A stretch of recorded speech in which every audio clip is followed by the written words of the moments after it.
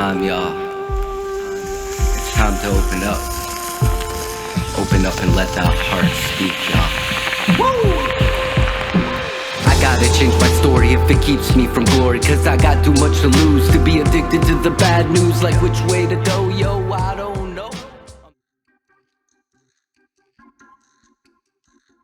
Plato is a philosopher of play.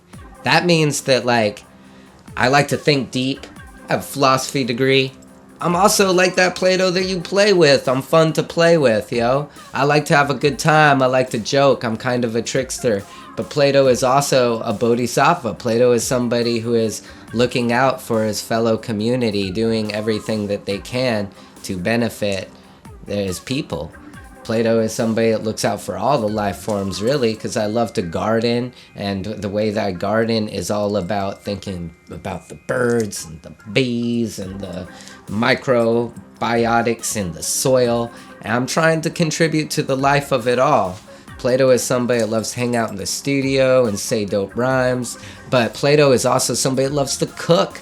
I love to cook the food that I grow and have these big gatherings where I invite my friends to eat all this food that I grew. Plato is somebody who is having a human experience and trying to figure it out.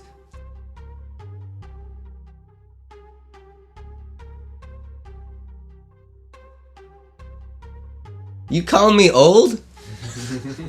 No, I know I am a little older than the average person that comes out with their first big project, and for me, I feel good about it in that life has given me all these different paths to live through to get here. You know, I have a college degree.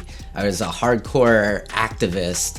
I have a felony for growing marijuana. I've worked all the different kinds of labor jobs in teaching and mental health, and all of those side roads that seemed meaningless at the time, it turned out they were very important. I couldn't have made Empires Die, Life Evolves without all of those experiences.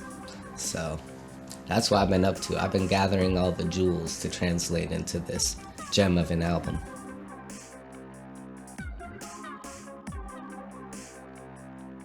Empires Die, Life Evolves has 28 songs on it.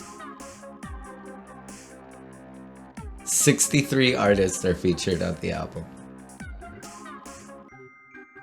Yeah, you know, when I started recording the album, I was honestly going through a divorce and I was really heartbroken. I didn't know what to do with myself.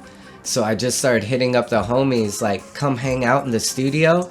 And I'd spend all my time at music studios. And even when my homies weren't available, I started hitting up other musicians that I had heard of and respected and liked around town, like, yo, can I come record with you? And it became a great way to distract and disconnect from a stressful part of my life while reconnecting with another part of myself. And I've always been inspired also by what I like to call my crazy uncle, Kanye West. And he had this production style where he would just invite a room full of heady people together. And so I would do that too. I would invite 6 to a dozen people to these studios, and like maybe 2 or 3 people are on the song, 2 or 3 people are on other songs or collaborate with me in other ways. Maybe some of the people in the studio weren't even traditional musicians, but they're just like really heady, vibey, cool people that can contribute to the song and the concept. So I just create these containers and see what we would all cook up together in the studio. And then COVID hit though, you know, and that was really isolating for a lot of us, and it kind of stopped the process as we were doing it. And so we had to pivot and adapt. And then I started sending a bunch of emails, and it took a different form, this collaborative process, but it's still meaningful, which was really cool. Like, people would send me emails like, thank you, I always wanted to be on a song with that person and this person, you made that happen. Or they'd be like, thank you for giving me something just to think about and get distracted on for a time by writing this rhyme, you know. And so it still turned into this beautiful collaborative process, and it's really been a community-driven album from the beginning to the end. It's taken us all to turn this dream into a reality together. Honestly, I thought I was gonna die. Like, In 1 week, one of my favorite rappers of all time, Mac Miller, died. And at work, I was working this street outreach job, and I broke up a bloody machete fight at work. And that was a pretty freaky experience. And 2 nights later after that, I woke up in the middle of the night in incredible pain.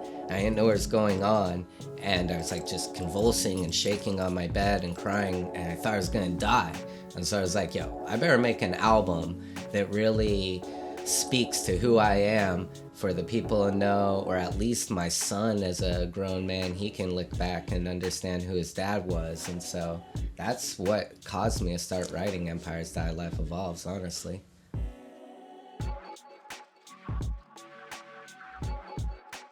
Yeah, working on the streets just gave me so many experiences that forever changed who I am and how I relate to the world. Like experiences like holding teenagers as they're like overdosing on drugs and calling the ambulance, or fighting with police who are beating up people downtown, or like just seeing people on the streets half asleep and half dead, picking up needles as a job duty, like seeing tons of people fighting all the time. Those experiences really led me to start thinking about us as living in a dying empire.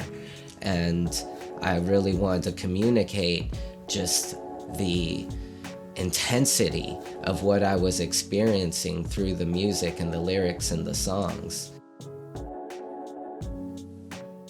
While recording Empires Die, Life Evolves, as I mentioned earlier, I was going through a divorce, and along with the divorce, I was losing my place to live, longest I'd ever lived anywhere, and now suddenly I have to find a new place to live. I don't know where to go, and I get this job at the time where I'm working with the unhoused, and I would just meet with them in a circle every day and help them work on their issues.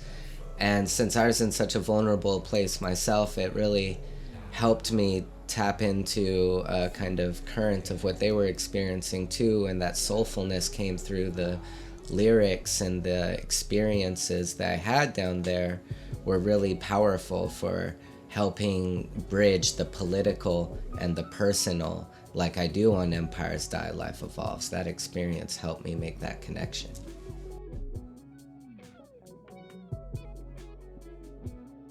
I love to get people gardening, to get people's hands dirty, y'all. Because I think that gardening is amazing because we all share the earth and we all need to eat.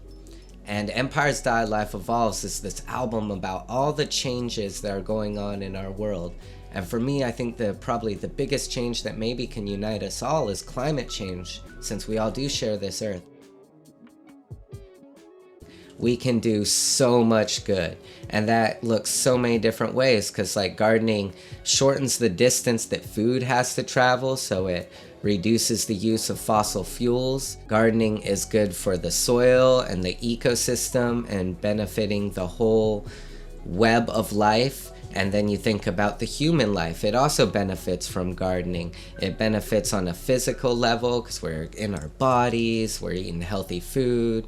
It benefits our mental health, and it benefits our social health because we're doing community gardening projects and we're bringing people together to make a positive change in the world. And at the end of the day, they can see the change that they helped make. If we are living in times of great change, for me, Empires Die, Life Evolves gets to both sides of that great change, because it is a time of a lot of destruction and a lot of suffering and a lot of pain. And look at what we've seen in the past few years. Like, I could go on a big list, but y'all get it. And Life Evolves, that's the other side of it, because it's not only bad things that are happening. If we're really honest and open, you can see that there's also a ton of good things that are happening, positive changes that are happening in the world. And so it's kind of like, to me, like the bigger the yin, the bigger the yang, and that's what we're trying to get at with this title of Empires Die, Life Evolves, is situate the listener, the audience, or myself in between these extremes and try to make sense of it all.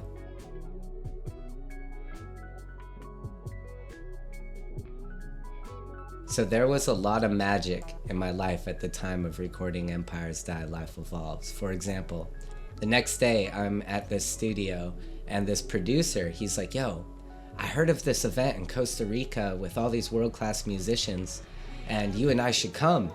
I was like, yo, I would love to go to that, but my wife is leaving me.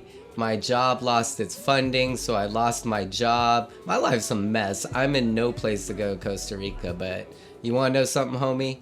I tell the producer this. I'm like, the MC that is on this track with me is actually the organizer of that Costa Rican experience. And so my producer buddy, he's just like, what? That's so cool. That's so synchronized. And it's like, Spirit's talking to me, and Spirit's telling me that I'm gonna buy you a ticket to go to Costa Rica. And so I get to go to Costa Rica. And I get to meet all these world-class musicians, and they really help me become a better musician. But while I'm in Costa Rica, my hard drive dies, and I lose all the tracks to Empires Die, Life Evolves that I've been working on up to that point. And so after I got done crying for a day or two, I began creating all the songs anew. And this time though, I had all these new collaborators and I had all the knowledge and information I had gained from the experience. So the tracks turned out even better the second time around.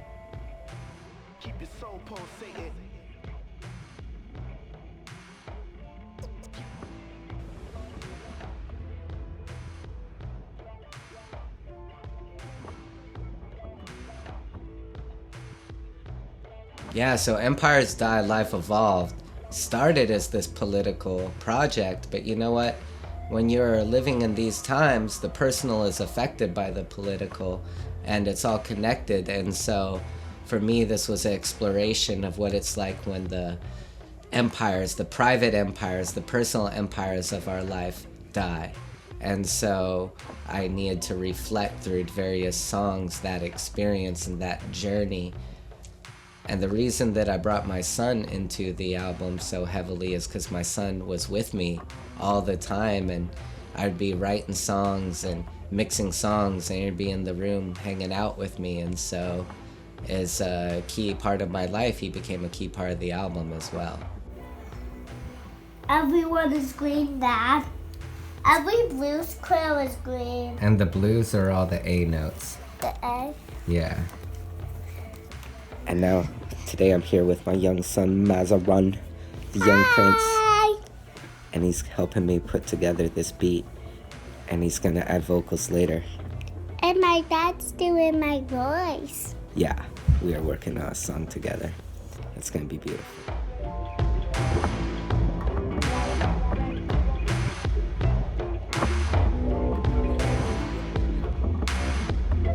Yeah, Jessica was an incredibly important part of Empires Die, Life Evolves.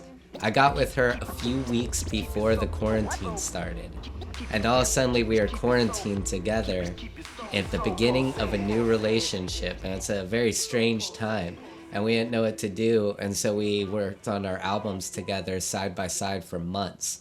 And if you look at my album credits, it lists Jessica as special quality control manager and artistic muse, because she really made me become a better musician. I would work super hard on tracks and she'd be like, not good enough, I don't like it.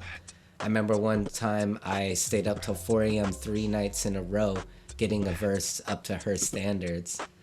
And even though we weren't quite compatible as a romantic couple, she still has a very special place in my heart and a special place on this album. And so I'm proud to have Jessica Heckel feature so heavily on there.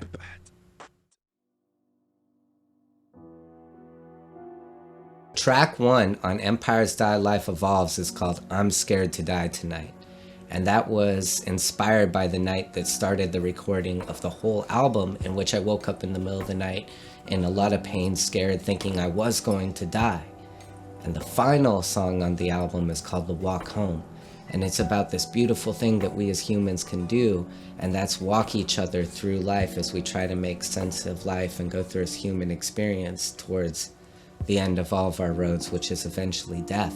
And so the album is an exploration of how we can make peace with this fact of life and how we can accept it and move through the transformation. And just like the songs explore that trajectory, so did my personal life. So while I was recording this album, not only did I think I was going to die, and my marriage died, and my job died in a sense, I had two close homies who were murdered during the recording of this album. One, the day after they were at my studio, and their vocals are on the album, R.I.P. Charlie Landeros. I also just had death all around me, in the sense that one of my clients at work got involved in a murder, and I had to be a star witness of a murder trial. And so it was just a lot of death swirling about me until I made peace with it all, until I learned to accept it, and accept it in a way that I'm not inviting an early death. I love life, I love being here. But when the time comes for me to die, I feel at peace with that, and I feel like I'll be able to embrace that too. And when I learned that spiritual truth, the death went away, and Empires Die, Life Evolves was finished.